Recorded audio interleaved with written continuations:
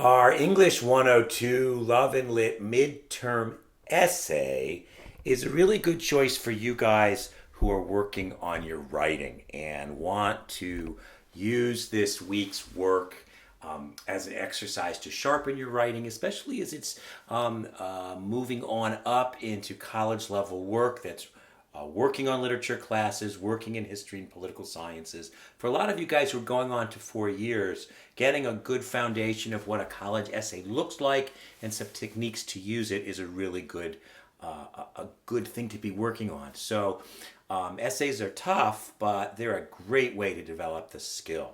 So if you, in this class also, the midterm essay is worth 200 points. So it's a great way to get points towards that 1,000 that you're looking for that A in this class. You'll see the 3 essay questions.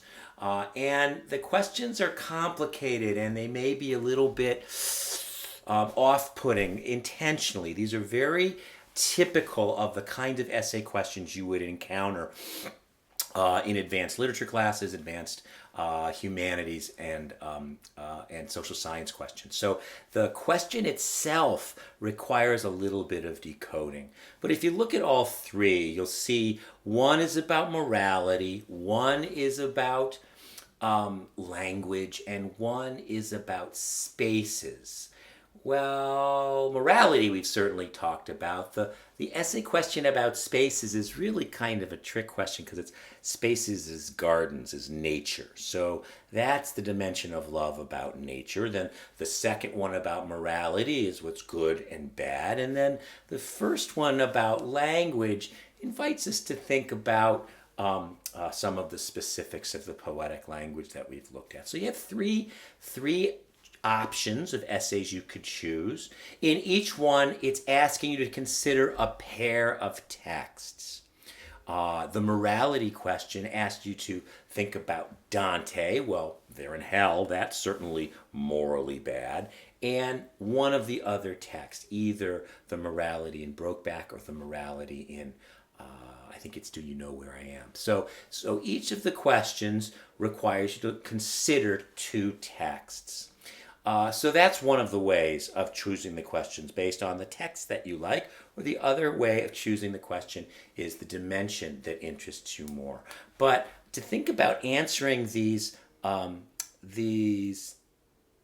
essay questions substantially, we want to use sort of the techniques that we've been building in the literature journals as a way of developing a substantial and sophisticated answer. So you could set these essays up. You know that you've got to have 2 texts.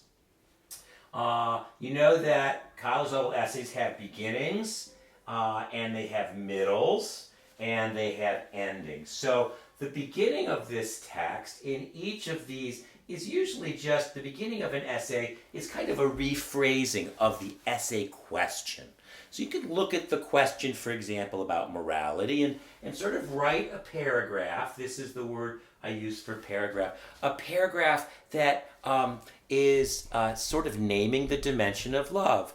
Morality is about good and bad. 2 texts that deal with morality are the ones that I'm going to talk about. So this beginning is going to actually explain the dimension of love that the question is considering, and then it's going to identify the texts. And to show off, you might identify those texts by author, by date, and by publication date, and by title. All right, so that's a nice little beginning paragraph. And now you know you have to deal with 2 texts. So the first part of your middle can be about 1 text.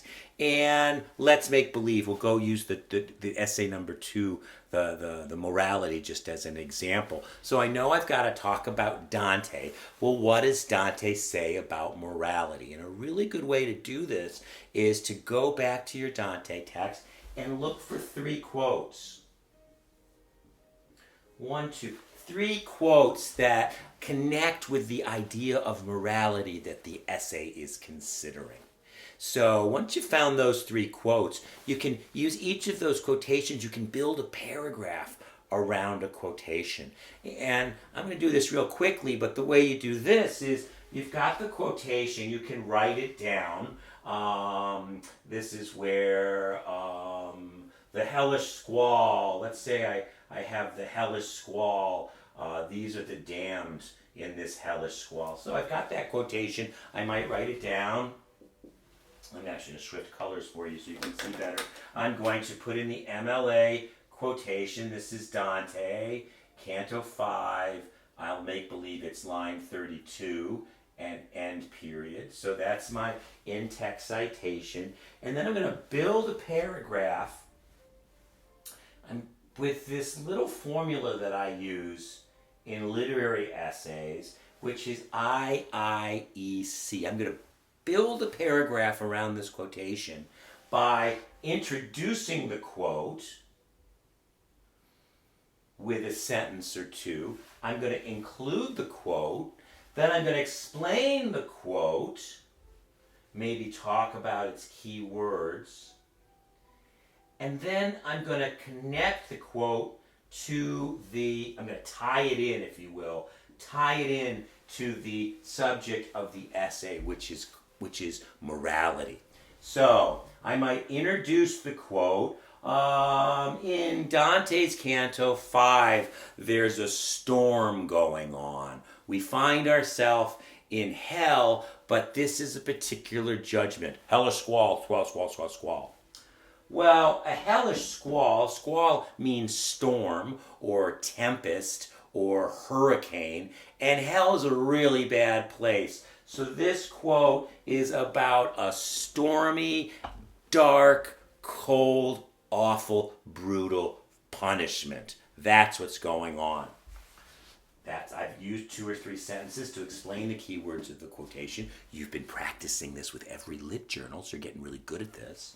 And then I'm going to add a sentence. So for Dante, this world, this site of love is morally really clear. These people are in hell. There's no possible gray area. It's black and white. It's absolute and forever. For Dante, this quote shows that morality is black and white. And you're in heaven or you're in hell. So there's a very quick explanation of how to both use a quotation, a specific quotation, as the evidence that will build the middle sections of my essay. Again, so I have a first section of my middle with 3 quotes about the first text.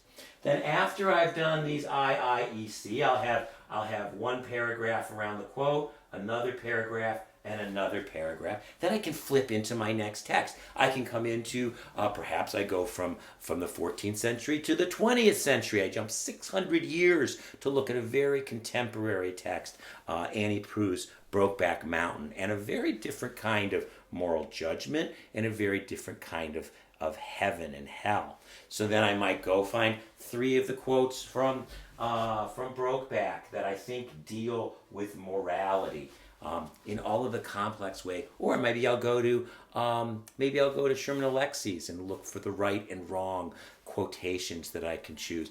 And just as I've done there, I can use each one, introduce a quote, include a quote, explain a quote, and tie the quote to morality, because that's the subject, that's the idea of this essay. You could imagine now I've got a beginning essay that's sort of naming the dimension that the question is asking about. I have a first section with 3 quotes. I have a second section with 3 quotes. So I'm well on my way to a very substantial several pages. And then to come into the ending of the essay, you'll notice that the question asks very specifically, okay, what does this have to do with us? Given that you've talked about these 2 texts, what does that have to do with now, with who we are, how we live, where we are in this world today? And so that question, the end, as an ending of this essay, you can talk about what do you think morality is? What do you think the morality or moral love is? Is it really as black and white as Dante says? Or are there rooms for gray, room for forgiveness or reconciliation, or who knows? I don't know where you are, who you are, or right and wrong behavior. That's for you to say. And now you have been given all kinds of language and terms and detail. You've been given the opportunity to think critically through some literary stuff, to think how to better express the position where you believe you are, or the values that you want to promote, or the values that you want to live by. So that's why this is a useful process. Yes, it helps you with your writing, but it also helps you sort of develop and consider terms from this rich treasure of literature to better express who, where, and how you're going to be you. I really like the third question. It says spaces for love, but it's kind of, it's also spaces in nature. So gardens and flowers. So we have all the flowers of Song of Songs to talk about. We have all the really interesting flowers of gardenias to talk about, a really different take. And then we have the romantic tradition, all that stuff about red roses. Well, my God, what are we supposed to do today under the issue of COVID? I mean, we didn't have space to be with our beloved before COVID. How are you guys managing your love lives, your emotional lives, your friendships, your relationships in this crammed, indoor, challenging world that we're living in now? What's the real challenge about finding space to be with people that we love? And I often think about romantic love and my partner and my lovers, but these days, I also, my family love is so challenged. I don't know if I guys told you already, but Smart Son, who moved back to Alaska from Philadelphia because he was miserable under COVID in Philly, he moved back to Alaska and to be with his girlfriend, who's a lovely woman, I might add, and we like very much. And then he gets back a week later, he announces that they're engaged. And the next week, he announces that they're going to get married, and they're going to get married November 14th. That's 3 or 4 weeks from now. Our firstborn child is going to get married, which is wonderful. It's like a huge life event, but it's going to be in Alaska, and it's going to be on Zoom. There will be 4 people there at the wedding, and I am not one of them. There'll be him, his wife, his best man, her best man, and the clergy person. That's it. No one else can be there. So here we have family love. What could be a better celebration of familial love and extension of the family and a new family member? I love weddings and I love my kids, and we're all very excited, but the space of the wedding is going to be virtual. And goodness, I should probably write this essay as well as you guys, just to think about what that means. How am I going to be present to my most beloved, my best beloved? Well, I love all my family, but for a family member under these really strange conditions, that's worth thinking about. And essays give us a chance to slow down and consider what terms could help us understand how we survive now. So for the brave, the ambitious, the courageous, those of you who really want to impress your professor and get lots of feedback on the essay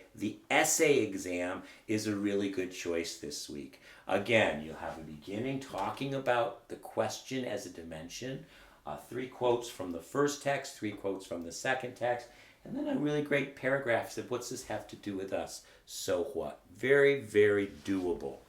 I also want you to know that while they're due this week, I will look at those drafts and I will give you a rubric to go over with the grading, and you can take the grade, the points that you've earned. You can also take the rubric and resubmit the draft, resubmit the essay a week later so you can work on it after you've done it to really polish it and get it great. Because I really think that's the learning value for you is the polishing process, and learn how well you can write now and how you can take it up a level with some specific and personal coaching from me.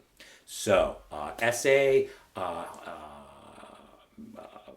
essay question 1, 2, or 3, that is your first choice. Another good reason to do this 200-point essay is it's a practice for the final essay.